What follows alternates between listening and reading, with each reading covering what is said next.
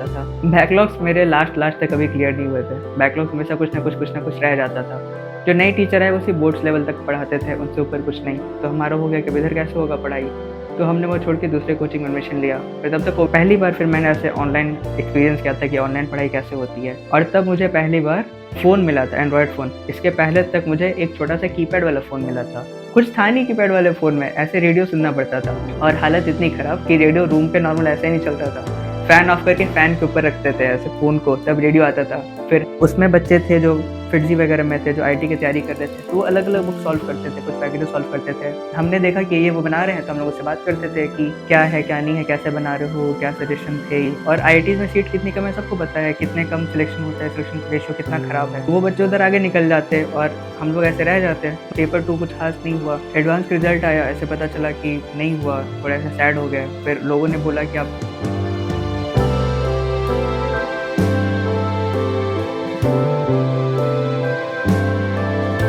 Hello everyone, मेरा नाम अभिनव राज है। हम आईआईटी रुड़की में थर्ड ईयर स्टूडेंट हैं और हम झारखंड के रहने वाले हैं। मेरा आईआईटी का जर्नी 8th क्लास में स्टार्ट हो गया था। तब मेरी कज़न सिस्टर मतलब मेरी मौसी की बेटी, उनका सिलेक्शन हो गया आईआईटी रुड़की में। उसके बाद जो व्हाट्सएप ग्रुप होते हैं उन पे वीडियोज़ आई कि आईआईटी का कैंपस टूर क्या है, ये कौन-सा कॉलेज मिला है, क्या होता है? तो मैंने कैंपस टूर की वीडियो वगैरह देखी, मतलब पापा-मम्मी ने दिखाया कि एडमिशन हो गया है। उस टाइम पे बहुत वो चलता था कि बाकी रिलेटिव्स के बच्चे कहाँ पढ़ रहे हैं, सोसाइटी में जो बच्चे वो लोग कहाँ पढ़ रहे हैं। तो सोसाइटी से बहुत इन्फ्लुएंस थे लोग मेरे उधर। तो जैसा मैंने बताया स्मॉल टाउन था, तो उतना उस टाइम तक तो नहीं पता था आईटी का कुछ। 8 क्लास में ही पता चला। उसके बाद क्या हुआ, फिर पापा बेटे ने वीडियो दिखाया, फिर मैंने ऐसे गूगल करा, पता करा क्या कॉलेज है, क्या नहीं है, कैसे एडमिशन होता है, क्या प्रोसीजर होता है। तो उस टाइम तक मुझे नहीं पता था कि इसका एग्ज़ाम कितना डिफ़िकल्ट होता है या कितना नहीं होता है। बस ये था कि ये कॉलेज है, मैंने देखा कैंपस प्यारा है, इसमें ग्रीनरी अच्छी है, ये है, कोर्सेज़ क्या ऑफ़र होते हैं, फिर मैंने देखा कि रैंकिंग क्या होती है, क्या नहीं होती है। मतलब उस टाइम तक ये भी नहीं पता था कि एनआईआरएफ रैंकिंग या वगैरह क्या होती है, पर बहुत लेट पता चला क्या होता है। बस ये था कि ये ग्रीनरी है तो एडमिशन लूँगा। 8 क्लास वैसे निकला, फिर धीरे-धीरे 9th क्लास में जब मैं ऐसे थोड़ा बहुत देखता रहता था, फिर पता चला कि और कौन-कौन सी आईआईटीज़ है और क्या होता है।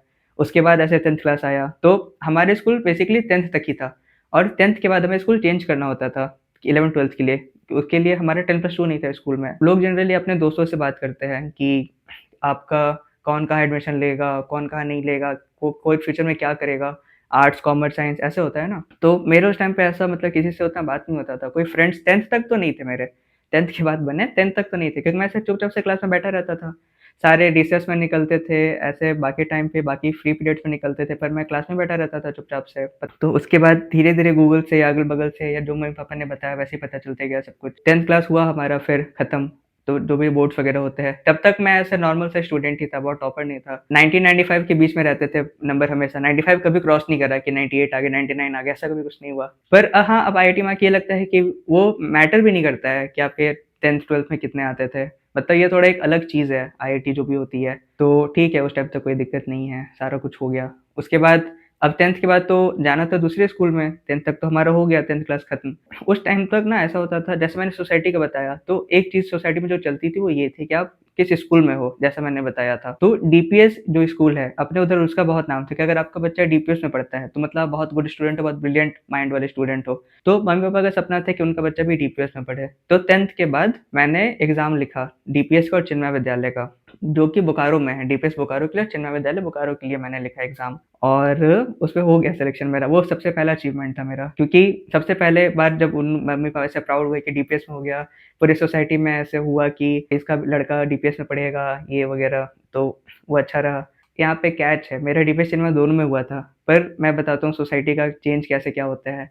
जब सारी जगह बात हो गई और मेरे पास ऑप्शन था कि मैं डीपीएस में जाऊँ कि चिन्मय में जाऊँ।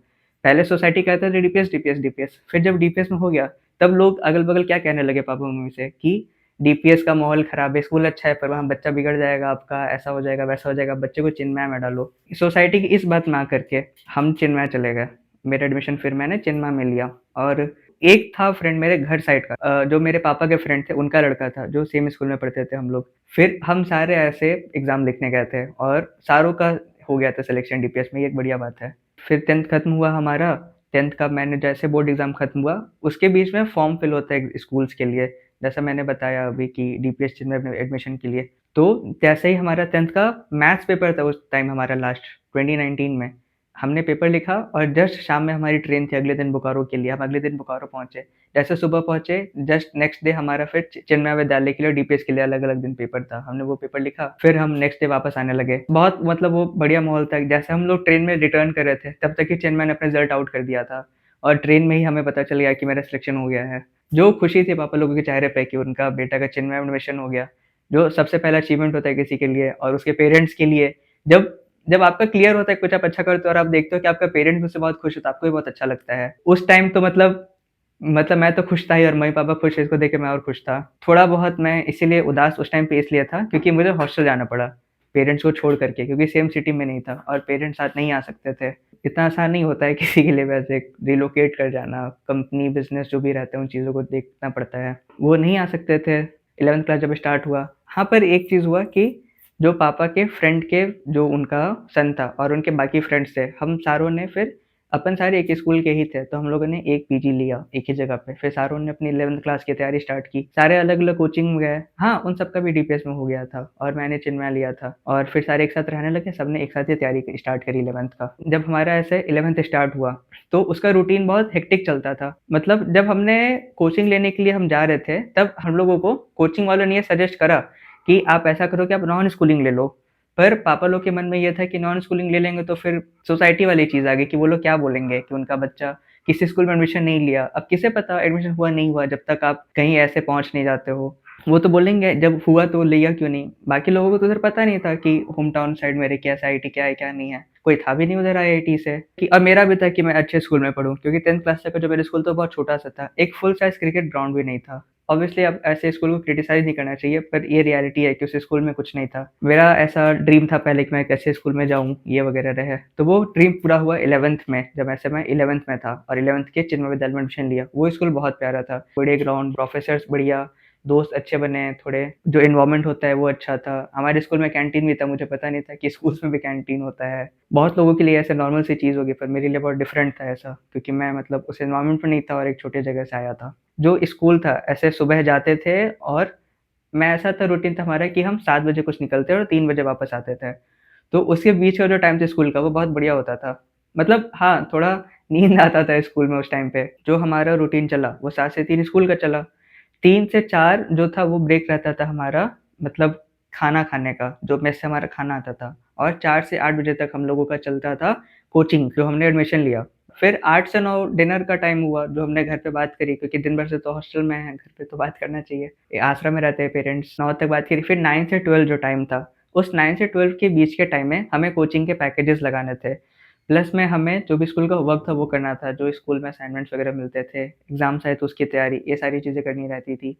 वो सिर्फ़ 3 घंटे ही मिलता था करने के लिए, जो सेल्फ स्टडी का टाइम होता है। उसके बाद 12 टू 6 6 घंटे हम सोते थे और फिर 6 से 7 में आपको पूरा तैयारी करना था स्कूल जाने का, जो भी चीज़ें हैं ब्रेकफ़ास्ट करना, रेडी होना, फ्रेश होना, सारी चीज़ें। ऐसा मेरा कुछ 11th का टाइम चल रहा था, मतलब फुल हेक्टिक, कुछ थोड़ा-सा टाइम नहीं था।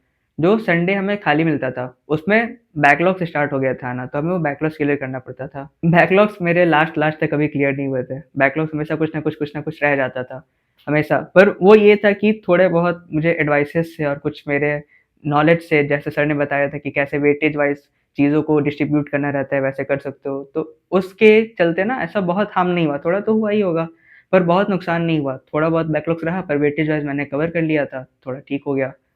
11th निकल गया हमारा ऐसे ही, 12th आया, पर 12th में कोविड आ गया। तो वो जो 12th का कोविड एरा था, वो बहुत प्रॉब्लमैटिक था। पहला तो 12th में जो था मैं ऐसे स्कूल नहीं जा पाया, मतलब मज़ा आ रहा था स्कूल में, क्योंकि पहली बार ऐसे अच्छे स्कूल में गए थे, सिर्फ़ 2 साल का ही टाइम था, तो वो भी एन्जॉय नहीं हो पाया। फिर हम घर आ गए और एक इसमें दिक्कत ये हुई कि जो मेरे टीचर थे, जो मैं जिस कोचिंग में था मैं 11th क्लास में, केमिस्ट्री के सर, वहाँ पे 3 टीचर ही थे, एक फिज़िक्स के, एक केमिस्ट्री के, एक मैथ्स के। तो केमिस्ट्री वाले छोड़ कर के चले गए कोचिंग, दूसरे कोचिंग में। तो अब वहाँ पे कोई केमिस्ट्री का टीचर नहीं। जो नए टीचर आए वो सिर्फ़ बोर्ड्स लेवल तक पढ़ाते थे, उनसे ऊपर कुछ नहीं। तो हमारा हो गया कि अब इधर कैसे होगा पढ़ाई? तो हमने वो छोड़ के दूसरे कोचिंग में एडमिशन लिया। फिर तब तक कोविड आ गया, लॉकडाउन हो गया। वहाँ से हमारी पहली बार फिर मैंने ऐसे ऑनलाइन एक्सपीरियंस किया था कि ऑनलाइन पढ़ाई कैसे होती है और तब मुझे पहली बार फ़ोन मिला था, एंड्रॉयड फ़ोन। इसके पहले तक मुझे एक छोटा-सा कीपैड वाला फ़ोन मिला था। क्योंकि एक्चुअली जो कोचिंग वाले सर थे उन्होंने मना किया था कि सारी चीज़ें हम प्रोवाइड करेंगे, इसे फ़ोन की ज़रूरत नहीं है। तो आप इसे बड़ा फ़ोन मत दो, तो मुझे कीपैड वाला फ़ोन मिला था। उसका कीपैड वाले फ़ोन का सीन ऐसा था कि अगर मुझे गाना भी सुनना है रात में, तो मैं मतलब कुछ था नहीं कीपैड वाले फ़ोन में, ऐसे रेडियो सुनना पड़ता था और हालत इतनी ख़राब कि रेडियो रूम पे नॉर्मल ऐसे ही नहीं चलता था। फ़ैन ऑफ करके फ़ैन के ऊपर रखते थे ऐसे फ़ोन को, तब रेडियो आता था। फिर हम और जो मेरे दोस्त थे वो थोड़ा बहुत गाना सुनते थे, कुछ अच्छा आया तो सुने वरना नहीं। वो लोग भी फ़ोन नहीं लेकर के आए थे, उन्हें भी फ़ोन नहीं मिला था। एक को मिला था, फिर वो थोड़ा बिज़ी रहता था। तो आपको पता होगा क्यों बिज़ी रहता था। स्ट्रगल बोलूँ ना बोलूँ, ठीक है, वो गुड टाइम था ऐसा, उसका एक अलग एक्सपीरियंस, अलग मज़ा था।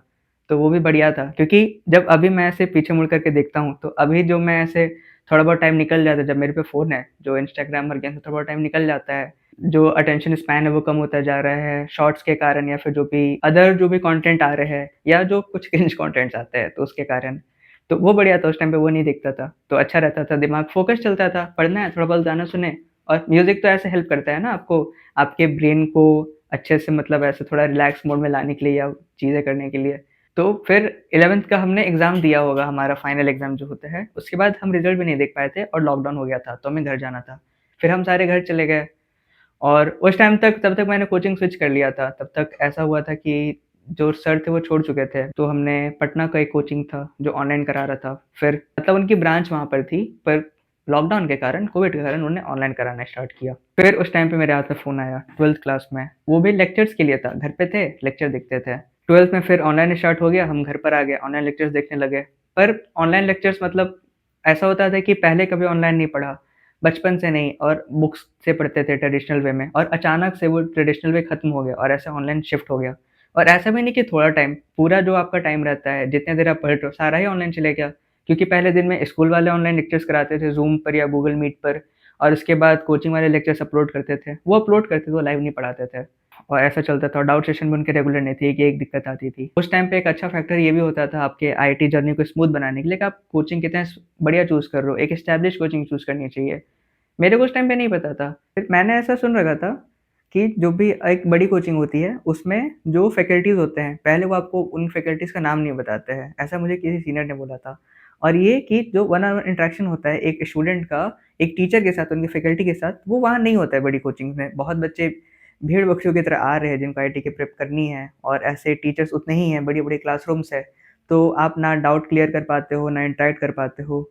और मतलब ये 10th क्लास की ही बात है क्योंकि 11th में ही ना पहली बार एडमिशन ले रहे थे और कोई था भी नहीं, मैं किससे पूछता, मुझे कुछ आइडिया भी नहीं था कैसे क्या होता है, कैसा नहीं। तो मैंने उनकी बात मान ली और मुझे लगा कि फिर ठीक है, एक छोटी कोचिंग में जाना चाहिए। तो हम उधर गए, एक नॉर्मल सी कोचिंग का पता करा हमने, हमें पता चली ये कोचिंग है, ऐसे नॉर्मल-नॉर्मल से रील्स यहाँ से आए हैं। मुझे लगा ठीक है, सिलेबस तो सेम होता होगा, अलग क्या पढ़ाते होंगे?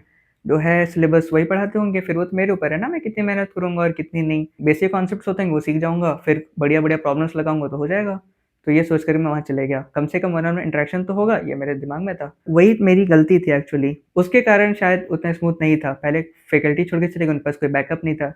सेकेंडली मेरे जो फ्रेंड्स हैं, जिन्होंने आईटी करी है, उनसे जब फर्स्ट ईयर में बात होती थी कि क्या प्रेप करा है, क्या नहीं, किन लोगों का रहता है ऐसे कि कैसे क्या करा, क्या नहीं करा था। मेरे मैक्सिमम फ्रेंड्स ने अपने कोचिंग के ही मॉड्यूल्स और पैकेजेस लगाए थे, जो सीकर, कोटा इन बड़ी जगहों से आए थे, जहाँ पे मतलब ऐसा पूरा एनवायरनमेंट ही है सिर्फ जेईई का। और मेरे कोचिंग में कोई ढंग का ऐसा पैकेज नहीं था। उनका नॉर्मल सा पैकेज था। एक बार तो ऐसा हुआ था कि कोई मैनेजमेंट नहीं थी उनके पास क्योंकि छोटी कोचिंग थी, तो हमें पैकेज ही नहीं मिला था कुछ महीने तक। तो क्या बनाना है क्या नहीं ये हमें पता ही नहीं था, क्या सॉल्व करूँ क्या नहीं। हाँ, पर क्योंकि स्कूल अच्छा था, जो एक हेल्प किया हमें, जो चिन्मय विद्यालय था, उसमें बच्चे थे जो फिटजी वगैरह में थे, जो आईटी की तैयारी कर रहे थे, तो वो अलग-अलग बुक सॉल्व करते थे, कुछ पैकेजेस सॉल्व करते थे। हमने देखा कि ये वो बना रहे हैं, तो हम लोग उससे बात करते थे कि क्या है, क्या नहीं है, कैसे बना रहे हो, क्या सजेशन थे ये वो, तो वगैरह-वगैरह। तो उस टाइम पे ना बुक सॉल्व करने में बहुत मज़ा आता था। बुक सॉल्व करने में बहुत इंटरेस्ट लगता था। एक ये पॉइंट है कि जो जेईई की बुक्स होती है, वो ऐसे बहुत महँगी आती है, नई वाली जो भी होती है। तो इत्तेफ़ाक से हमें वहाँ पे एक बुक स्टोर का पता चला जो सेकंड हैंड्स बुक देता है। तो हम लोगों ने वहाँ से सेकंड हैंड्स बुक लिया और सेकंड हैंड जो भी बुक्स होती थी, वो ठीक-ठाक ही रहती थी, कुछ खराब नहीं रहता था उसमें। बढ़िया वाले मतलब बुक ले सकते हो आप। तो हमने वो लिया, वहाँ से जो भी प्रॉब्लम्स थी उधर से वो सॉल्व करते थे अलग-अलग। तो अगर मैं बुक्स का बताऊँ जो मुझे याद है, जैसे फिज़िक्स में कुछ बंदा सिंगेज बना रहे थे, कुछ डीसी पांडे बनाते थे। जब ये बनता था तो ऐसे हवा चलती थी कि आप ऐसे आई रोड हो, तो ये बना लोगे फिर तो गॉड हो वगैरह-वगैरह। तो हमें लगता था कि ऐसा बात है क्या, ये बुक बना सकते हैं क्या? फिर हम लोग ऐसे ट्राई करते थे ये बुक बनाने का। कुछ बनते थे, कुछ नहीं बनते थे। नहीं बनते थे तो थोड़ा लगता था ऐसे डिमोटिवेटेड टाइप। पर फिर टीचर्स ऐसे बताओगे अपने जनरल प्रॉब्लम भी आपको लगता है कि ऐसा है, ऐसा-ऐसा दिक्कत हो रहा है, तो जो टीचर्स मुझे मिले, वो ऐसा करते थे कि ये मत बनाओ, छोड़ दो, ये बुक मत बनाओ। जो कोचिंग का पैकेज मिल रहा है वो बनाओ, जो कि मुझे कभी सही नहीं लगता था। एक टीचर ही ऐसे थे जिनने बोला कि जो बुक होती है वो बनाओ, क्योंकि उसमें वैरायटी ऑफ क्वेश्चन रहता है, तो आपका दिमाग सही चलता है। और जो बाकी टीचर्स, उनका ये कहना था कि हमारे कोचिंग के पैकेजेस बनाओ, तो वो कहते थे सिर्फ ये बनाओ, बुक से हम लोग ले जाते थे क्या डाउट है क्या नहीं, पर वो कहते थे नहीं ऐसे पैकेजेस वगैरह बनाओ, क्योंकि इसमें हमने स्पेसिफिक क्वेश्चंस डाले हैं जो कि आईआईटी में पूछते हैं, तो मतलब उससे सिलेक्शन होना ईजी हो जाएगा, ये वो। सिर्फ एक टीचर ऐसे थे जो कहते थे नहीं बुक्स बनाओ, ताकि तुम ऐसा ओवरऑल तुम्हारे ब्रेन का डेवलपमेंट, अगर कोई अलग सा सवाल आया, out of the box question जो होते हैं, तुम वो भी बना पाओगे। केमिस्ट्री के थे वो, केमिस्ट्री का कुछ बताए, पर केमिस्ट्री का बेस्ट होता है कि आप एनसीईआरटी फॉलो करो, तो वो कुछ बहुत हेल्पफुल नहीं था। फिजिक्स मैथ्स में ही चाहिए था कि आप अलग से बुक सॉल्व करो। बुक सॉल्व करने में इंटरेस्ट आता था, मजा आता था, वैरायटी ऑफ क्वेश्चंस, कॉन्सेप्ट्स वगैरह वगैरह अच्छे लगते थे देखने में, तो उसमें तो हेल्प नहीं हो पाता था। ये सारी 11th की चीजें थी। फिर तो लॉकडाउन हो गया था, फिर हम घर आ गए और घर में ये चीजें चली। उस टाइम पे ऑनलाइन बस मतलब आनन फानन में थे लोग कि अब पढ़ाना भी है बच्चों को, जो कोचिंग वाले हैं, कैसे पढ़ाए क्या पढ़ाए। तो सबसे पहले ज़ूम का जो ऑप्शन था वो लोगों पर आया। कुछ पर था कि वो वीडियो अपलोड कर दे यूट्यूब पर और अपने बच्चों को लिंक शेयर कर दिया, ऑप्शन आया। पर डाउट कैसे क्लियर हो, ये ऑप्शन किसी पे नहीं था उस टाइम पे भी। लोग सोच रहे थे डाउट्स कैसे क्लियर होंगे, किस कैसे नहीं। कॉल पे आप कितना ही समझ सकते हो, टीचर्स के नंबर रहते थे, पर कुछ बच्चे थे जो लगातार ऐसे कॉल करते थे, तो आपका नंबर ही नहीं मिलता था कि आप कब बात करो क्या नहीं। तो 12th पूरा वैसा ही निकला, पूरा ही वैसा निकला कि कोई डाउट्स आपके नहीं क्लियर हो रहे हैं। एक टीचर की पर्सनल गाइडेंस मिलती है, वो कुछ नहीं मिल रही है। बस ऑनलाइन लेक्चर्स आ रहे हैं, लेक्चर्स देख के मतलब, और तुरंत जैसे मैंने बताया था कैसे शिफ्ट हुआ था, तो पता भी नहीं था क्या है क्या नहीं है। लेकिन जब 12th मेरा जब पहला मेंस करीब आया, पूरा 1 साल दिसंबर तक ऐसे ही चला। जब आप दिसंबर तक के पहले आपका क्या रहता है कि आप अक्टूबर नवंबर तक सिलेबस कंप्लीट कर लो और दिसंबर में आप सिर्फ पीवाईक्यू सॉल्व करो। फिर जनवरी में पहला मेंस होता है। तो मेंस तो चलो उस टाइम पे डिले हो गया कोविड के कारण, वरना पहले ही मेंस हो जाता। तो दिसंबर तक तो हमारे सिलेबस नहीं कंप्लीट हुआ था, सिलेबस लंबा ही चल रहा था। पीवाईक्यूज वगैरह चल रहे थे क्योंकि पता था मेंस होने वाला है। फिर ये सारी प्रॉब्लम जो भी हुई हमारी, ये ऐसे 12th ऐसा ही निकला, मतलब स्मूथ नहीं निकला, बहुत अप्स एंड डाउन्स थे। कुछ टॉपिक समझ आ रहे, कुछ नहीं आ रहे हैं, और डाउट्स कुछ नहीं क्लियर हो रहे हैं। मेंस का जो पहला था वो भी डिले हो गया था ना कोविड के कारण। पहला मेंस क्लियर हो गया, बहुत प्रॉब्लम्स नहीं हुई उसमें मेंस के एग्जाम में। वो भी एक नया एक्सपीरियंस है ऐसा कि जब पूरा ऐसे सिटी में मतलब लॉकडाउन टाइप से है और बहुत गाड़ियाँ नहीं है। उस टाइम जस्ट खुला था, ऐसा बहुत कुछ नहीं हुआ था अलग से। एक एनवायरनमेंट में आप टेस्ट वगैरह देते हो, कोई प्रैक्टिस नहीं, कुछ नहीं, बस आप ऐसे जाके बैठ गए 3 घंटे का पेपर लिखने के लिए। उसके पहले कोई टेस्ट का कुछ एक्सपीरियंस नहीं, क्योंकि कोचिंग वालों ने ऐसा कुछ स्केड्यूल नहीं कर पाए थे प्रॉपर कि आप कैसे टेस्ट दोगे, और बिना उसके मतलब एक बहुत बैड डिसीजन होता है जेईई वगैरह का या किसी भी टेस्ट के लिए देने के लिए, अगर आप एक कॉम्पिटिटिव एग्जाम के लिए प्रेप कर रहे हो तो। क्योंकि सिर्फ मेरे सिटी से या सिर्फ वो बच्चे नहीं थे, कुछ बच्चे वहाँ से भी थे जो कोचिंग एस्टैब्लिश्ड थी, और आईआईटीज़ में सीट कितनी कम है सबको पता है, कितने कम सिलेक्शन होता है, सिलेक्शन रेशियो कितना खराब है। वो बच्चे उधर आगे निकल जाते और हम लोग ऐसे रह जाते। मतलब मेंस क्लियर हो गया पर बहुत अच्छी परसेंटाइल नहीं आई। होम स्टेट कोटा से अपने स्टेट का एनआईटी मिल जाता, पर अदर एनआईटी जो होती है टॉप की, वो नहीं मिलती। हमने मतलब मेरे माइंड में हमेशा से ये चलता था कि एनआईटी टारगेट है नहीं, आईआईटी टारगेट है, और प्लान भी मैंने रखा नहीं कभी, जो कि गलत है। मैं ऐसा नहीं कह रहा हूँ कि वो सही है, पर मेरा ऐसा था कि नहीं कर लूंगा कर लूंगा। तो वैसा मैंने नहीं रखा कोई प्लान भी। वो हो गया तो मैंने सोचा ठीक है भाई एडमिशन लूँगा। अब आईआईटी का जो एडवांस का प्रॉपर होता है प्रेप, वो स्टार्ट करते हैं। तो मैंने वो स्टार्ट करा, पर उतने क्वेश्चंस नहीं सॉल्व हो रहे थे और थोड़ा प्रॉब्लम्स आ रहे थे ऐसा, क्योंकि डाउट का ही सबसे पहला प्रॉब्लम आ रहा था। जो क्वेश्चंस आ रहे थे वो एडवांस के अच्छे लेवल के होते हैं, तो सारे नहीं बनते थे, बहुत कम-कम बन रहे थे, और बिना बने आप ऐसे आगे बढ़ोगे तो आगे भी कुछ हेल्प नहीं होगा। जब तक आपके पहले के कॉन्सेप्ट्स क्लियर नहीं है या आपको किसी क्वेश्चन के अलग वे से अप्रोच करना नहीं आता है कि कैसे शॉर्ट में अप्रोच करो, तो फिर वो मतलब प्रॉब्लम करेगा, आपका नहीं होगा। और वही हुआ, और एडवांस नहीं हुआ पहले 12th के जस्ट बाद में। 12th हुआ, हमारे एडवांस का पेपर दे के आए। पेपर 1 लगा सही गया है, पर पेपर 2 कुछ खास नहीं हुआ। एडवांस का रिजल्ट आया, ऐसे पता चला कि नहीं हुआ, थोड़ा ऐसा सैड हो गए। फिर लोगों ने बोला कि आप एडमिशन लो, नहीं लो, क्या करो, एनआईटी में हो गया तो वही एडमिशन ले लो। कुछ लोगों ने बोला नहीं 1 साल और दे के देखो, पर मेरा पर्सनली मन था कि 1 साल और ऐसे रुकूँ, और फैमिली वालों ने भी बोला कि हाँ 1 साल कर ले, कोई दिक्कत नहीं है वैसा। तो फिर हम रांची चले गए, जो कैपिटल सिटी है झारखंड का, और वहाँ रांची में फिर मैंने दूसरी कोचिंग में एडमिशन लिया, और वहाँ फिर हमने ऐसे पढ़ाई स्टार्ट करी। कुछ महीने बहुत स्मूथ चला जब तक आपका पहला मेंस हुआ था, क्योंकि तब तक दोबारा से कोविड का लॉकडाउन नहीं लगा था, तो तब तक सारी चीज़ स्मूथ चली। डाउट सेशन बढ़िया रहा, टीचर्स बढ़िया थे, उनके पैकेजेस सही थे, और प्लस में क्योंकि 10+2 हो रखा था तो कुछ चीज़ें पता थी कि कौन सा क्वेश्चन क्या बनाना है, क्या चीज़ें इंपॉर्टेंट है, क्या नहीं, तो वो थोड़ा-सा हेल्प किया। और इतने कम टाइम में करने के लिए आई गेस वो चीज़ कि कोचिंग अच्छा मिल गया, प्लस में पहले से पता था क्या करना है, क्या नहीं। वहाँ से फिर हमने ऐसे दोबारा से आप कह सकते हो प्रेप स्टार्ट करी। जो 11th और 12th था वो एक साथ-साथ चलता था। थोड़ा देर 11th का, थोड़ी देर 12th का, और उसके क्वेश्चन्स एक साथ-साथ, क्योंकि पहले से पढ़ा हुआ था। जो प्रॉब्लम आई थी, जो नहीं हुआ था, वो हमने ऐसे फिगर आउट किया था, कोई प्रॉब्लम सॉल्विंग के चलते हुआ था। कॉन्सेप्ट्स को थोड़े ब्रश अप करने की ज़रूरत है, ऐसा सीन था। तो उस हिसाब से हम ऐसे बुक्स नहीं सॉल्व कर सकते थे क्योंकि बहुत कम टाइम था। बुक सॉल्व करने में टाइम ज़्यादा चाहिए, पैकेजेज़ सॉल्व कर सकते थे, पर उस कोचिंग में पैकेजेज़ भी थे, तो वो बढ़िया चीज़ थी। वैसे करके हमारे स्टार्ट हुआ और जो रैंक आ रही थी मेरी कोचिंग में, वो बढ़िया आ रही थी। तो जो फैकल्टी मेंबर्स थे, जो रैंक आ रही थी वो हमारी बढ़िया आ रही थी। जो फैकल्टी मेंबर्स थे वो ऐसे पर्सनली इंटरैक्ट करते थे। बढ़िया था, मतलब मेरा रैंक आ रहा था, मेरे अलावा 2 बच्चे का और बढ़िया रैंक आ रहा था। फिर हम लोगों का टेस्ट भी स्टार्ट हो गया था, उसमें भी रैंक बढ़िया आ रहा था। जो मतलब मेंस के लिए टेस्ट होते हैं, ये कोचिंग के अलग टेस्ट हो रहे थे, फिर मेंस के अलग हो रहे थे। तो ऐसे करके प्रेप जो पहले 4 मंथ था वो बहुत स्मूथ चला, बहुत स्मूथ। उसके बाद लेकिन दोबारा से कोविड का लॉकडाउन हुआ। उस टाइम पे ना ऐसा हुआ कि जो फैकल्टी मेंबर्स उन्होंने बहुत हेल्प करी। उनने हम 3 को, जिनकी अच्छी रैंक आ रही थी, उन्हें ऐसे रोक लिया कि इसका हम लोग देख लेंगे अच्छे से, कोई दिक्कत नहीं आएगी कोविड के कारण। पेरेंट्स को बोला आप हम पे भरोसा करो, कोई दिक्कत नहीं होगा। ऐसे प्रॉब्लम आएगा एडवांस का प्रेप करने में, फिर दिक्कत होगा जैसे पिछले बार हुआ था। हाँ, जो बच्चे नहीं रुके उनके लिए तो अच्छी बात नहीं थी कि उन्हें ऐसे रुकना चाहिए था, पर वो सबका नहीं ले सकते, वो कितने का ले सकते थे। और एज़ अ बिज़नेस चीज़ ही है ये। मतलब शायद अगर वो मुझे नहीं रोकते तो मुझे भी ऐसा लगता खराब कि मुझे नहीं रोका पर कुछ बच्चों को रोका है। तो वहाँ से फिर ऐसा फिर भी वो थे हमारे साथ आते थे, डाउट क्लियर करके जाते थे और टेस्ट में नंबर आ रहे थे, सारा कुछ बहुत बढ़िया चला। मेंस हो गया, बढ़िया परसेंटाइल आ गई। ड्रॉप ईयर बहुत स्मूथ, एडवांस होने वाला था हमारा। लेकिन एडवांस के लास्ट मंथ पे ऐसा हो गया था कि डिफेंसिव मोड में चला गया था। उसके पहले अटैकिंग मोड में था कि अब बहुत हो गया, अब नहीं हो रहा है, ऐसा सीन हो गया था। मतलब पता नहीं चला ऐसा क्यों हुआ, बस वो हो गया। और लास्ट का 1 मंथ लगभग मैंने पूरा ही गंदा वेस्ट किया। इंस्टाग्राम यूज़ कर रहा हूँ ऐसे 4-4 घंटे, क्योंकि उस टाइम पे फ़ोन आ गया था। मैंने बताया 11th में फ़ोन नहीं था। उसके बाद एंड्रॉयड फ़ोन मिल गया और बचपन से कभी ऐसे एंड्रॉयड फ़ोन यूज़ करने का नहीं था। घर वाले हमेशा मना ही करते थे, पढ़ाई करो करके। तो ऐसे वो भी था कि फ़ोन यूज़ करना है, फ़ोन चलाना है। और अपन हॉस्टल में चले गए थे, तो वहाँ पे रोक-टोक करने वाला भी कोई नहीं था। थोड़ी-सी फ्रीडम ही थी, जब भी आप शाम में घर पे आते हो। तो उन चीज़ों के कारण ऐसा थोड़ा-सा खराब हो गया। फिर एडवांस का पेपर हुआ, पेपर 1 सही रहा। पेपर 2 बाद कन्फर्म नहीं था होगा नहीं होगा, पर ऐसा था अंदर से था कि हो जाएगा। कुछ टाइम बीता, फिर फाइनली एडवांस का रिज़ल्ट आ गया और सिलेक्शन हो गया और घर वाले ऐसे पूरे खुश हुए कि फाइनली हो गया। इतना लंबा टाइम, 3 साल की मेहनत वगैरह जो भी रहती है। थोड़ा वो था कि और अच्छा रैंक आ सकता था, थोड़ा-सा कम था जैसे एक्सपेक्टेड था। कोचिंग वालों को एक्सपेक्टेड था कि और अच्छा रैंक आएगा, उन्हें पूछा क्या हुआ, क्या नहीं हुआ। वो सबसे ज़्यादा डिसअपॉइंटेड थे। घर वाले तो थे खुश कि हो गया आईआईटी मिल जाएगा, पर वो डिसअपॉइंटेड थे। रिज़ल्ट हो गया, सारे घर वाले ऐसे बहुत खुश हुए कि फाइनली आईआईटी का हो गया। फिर वो सारी चीज़ें जो भी रहती है वो हुई, ऐसे सोसाइटी में मिठाइयाँ बँटी वगैरह-वगैरह।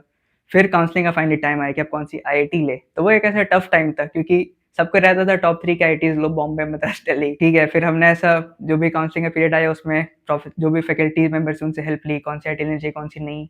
और लोगों से ऐसे थोड़ी बातचीत करी कि कौन सा ब्रांच बेटर रहता है, कौन सी नहीं। यूट्यूब पर कुछ वीडियोज़ वगैरह देखे। फिर आईआईटी रुड़की, आईआईटी खड़गपुर और मैंने सिर्फ़ इन दोनों का नाम ऊपर में डाला था। सारे लोग ऐसे बॉम्बे, दिल्ली भरते हैं, सीएसई भी भर देते हैं। बहुत लोगों से इसमें बात करी है, मिले नहीं मिले पर वो भर देते हैं बस। पर पता नहीं क्यों मैंने नहीं भरा था और मैंने सिर्फ़ 11 चॉइसेस डाले थे ऐसा। 1 से 9 तक रुड़की की जो भी ब्रांचेज़ थी वो और 10th और 11th पे खड़गपुर, क्योंकि मैंने बताया था कि रुड़की मुझे ऐसा ड्रीम था आने का। कैसे 8th क्लास में सबसे पहले आईआईटी रुड़की के बारे में पता चला था।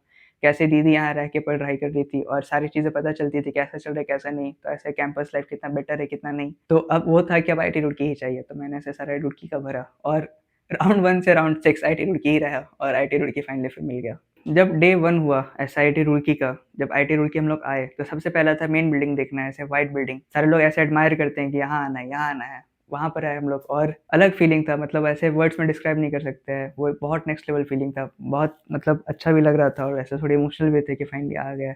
आईआईटी रुड़की आए, फिर क्लासेस स्टार्ट हुई, ऐसे कैंपस घूमे, साइकिल दिलाया पापा ने कैंपस घूमने के लिए, जो सबसे पहला काम होता है। जो भी मतलब प्रोसीजर्स होते हैं वो सारे करने के बाद ऐसा फिर कैंपस घूमे और उस टाइम पे तो कोई धीरज मौर्य था नहीं जो ऐसा आपको बताएगा डेली ब्लॉग करके कि क्या कैंपस की लाइफ है, क्या नहीं है, कैसे क्लासेस है, क्या हॉस्टल है। उस टाइम तक मुझे हमेशा रहता था देखने का, क्या हॉस्टल्स है, क्या क्लासेस है। मतलब एक होती है ना ग्राउंड रियलिटी पे देखते हो क्या हो रही क्या नहीं, पर कुछ पता नहीं थी। ऊपर-ऊपर कैंपस टूर वगैरह वीडियो थे। मुझे तो आज तक मतलब धीरज के आने के पहले तक कभी वीडियो नहीं मिला कोई सा भी, कैसे पता चले आईआईटी लाइफ एक्चुअल में क्या है, क्या नहीं है। थैंक्स टू धीरज मौर्य। फिर आईआईटी का लाइफ ऐसे प्रॉपर स्टार्ट हो गया। कोडिंग करोगे, आप क्या करोगे, जो भी करोगे। सबका मोस्टली पहले वही रहता है, मतलब मेरा भी था और जिनसे मैंने बात करी थी सबका वही था कि पहले आप कोडिंग करो वगैरह-वगैरह, ऐसे सॉफ्टवेयर डेवलपर वगैरह बनो। उन सब की तैयारी जो भी रहती है, लोगों से बात करना क्या नहीं, वो सारा ऐसे स्टार्ट हुआ। इस चीज़ों में ना जो भी ऐसे 2 साल बीते, एक चीज़ हमेशा आता था कि बहुत लोग जो मिलते थे वो ऐसा कहते थे कि वर्थ इट नहीं है, वो नहीं आते, एमएनआईटी चले जाते, कहीं और चले जाते, बिट्स पिलानी में सीएसई ले लेते। ऐसी-ऐसी बातें मैंने करने मतलब करते हुए देखी लोगों को। तो तब मुझे लगता था कि मतलब जब नहीं मिला था आईआईटी तब सारे कैसे पागल थे कि रुड़की चाहिए, रुड़की चाहिए। अरे जब मिल गया तो वो ऐसे कदर नहीं कर रहे इस चीज़ का कि अब आईआईटी में आ गए तो। पर ये चीज़ मुझे ऐसा कभी बढ़िया नहीं लगा, पर मुझे आईटी में प्रॉपर ऐसा लगा कि बहुत सही जगह है, क्योंकि एक्सपोज़र सबसे पहला मिला, प्लस में जो भी आपको आईटी सिखाते हैं, वो जो एनवायरनमेंट है, वो जब बढ़िया लोगों से मिलते हैं वो। मेरे कुछ फ्रेंड्स जो अदर एनआईटीज़ में हैं, उन्हें पता नहीं है कि वो कोडिंग के अलावा, सॉफ्टवेयर डेवलपमेंट के अलावा वो और किन फ़ील्ड्स में जा सकते हैं, किन फ़ील्ड्स में एक्सप्लोर कर सकते हैं। मतलब रिसेंट में मेरे फ्रेंड का कॉल आया था कि उसे कोडिंग नहीं है, वो क्या करे? और मैंने बताया कि आप ऐसे प्रोडक्ट मैनेजर, प्रोजेक्ट मैनेजर कहीं पे भी जा सकते हो, और उसे पता नहीं था कि ये क्या होता है। तो ये एक एक्सपोज़र होता है जो आईटी आपको देता है। फिर इस पूरी जो भी आईटी की जर्नी हुई, इस पूरे में जो मम्मी-पापा थे उनका हमेशा से सपोर्ट रहता था, क्योंकि ये एक 3 साल एक लंबा टाइम था। ऐसे अप्स एंड डाउन्स आते रहते थे। कभी आप मोटिवेटेड फ़ील करते थे, कभी डिमोटिवेटेड फ़ील करते थे। कभी ऐसे मन करता था कि सब कुछ आप मतलब छोड़ दो, कुछ और करो ऐसे। और पहले हॉस्टल में रहता था तो लगता था घर चले जाओ। फ्रेंड्स उस टाइम पे उतने नहीं थे कि ऐसे जिनसे मैं बात कर सकूँ कैसा चल रहा है, कैसा नहीं। कुछ लोग थे ऐसे, मतलब ऐसा नहीं है कि कोई भी नहीं था, पर एक होता है ना जैसे मैं ओपन अप हो पाऊँ, वैसा कभी नहीं था। मैं ऐसे ओपन अप नहीं हो पाया कभी किसी से। तो बातें वैसी नहीं करी कभी किसी से, क्या करूँ, क्या नहीं करूँ। पर पेरेंट्स का सपोर्ट रहा सबसे पहला तो वो था, और दूसरा फैकल्टी मेंबर्स का जो फाइनली ड्रॉप ईयर में मुझे मिला। जो मैं ऐसे 11th और 12th में चाहता था, वो फाइनली ड्रॉप ईयर में जो फैकल्टी से मिला वो बहुत अच्छा था। और फाइनली फिर मैं ये ऐसा बोलना चाहूँगा कि जो भी ऐसा आप हार्ड वर्क करते हो, आप इस चीज़ को हमेशा ऐसे दिमाग में रख के चलो कि आपने उतनी मेहनत की है। अगर आप लास्ट में छोड़ दोगे तो वो मेहनत वेस्ट हो जाएगी। फिर जो आपका डिटर्मिनेशन रहा हमेशा, वो अगर थोड़ा-सा भी अगर डगमगाया, तो जो जितने भी मेहनत आपने करी, जो भी चीज़ आपने टाइम दिया, वो सारा वेस्ट हो जाएगा। तो इस चीज़ को ऐसे ध्यान में रखते हुए, मतलब ये चीज़ आप सोच सकते हो बार-बार कि आपने इतनी मेहनत करी, और करना है, फिर फाइनली जो भी आपको चाहिए वो मिल जाएगा। इन चीज़ को दिमाग में रख के आप हमेशा से आगे बढ़ सकते हो, और डिटर्मिनेशन एक ऐसा चीज़ है जो आपको जहाँ जाना चाहते हो वहाँ वो ले ही आता है, कभी न कभी, लेट सवेर ही सही, पर आप वहाँ ज़रूर पहुँचते हो। माय कैमरा स्टोरीज़ के प्लेटफ़ॉर्म से ये बोलना चाहूँगा कि keep doing hard work and always believe in yourself.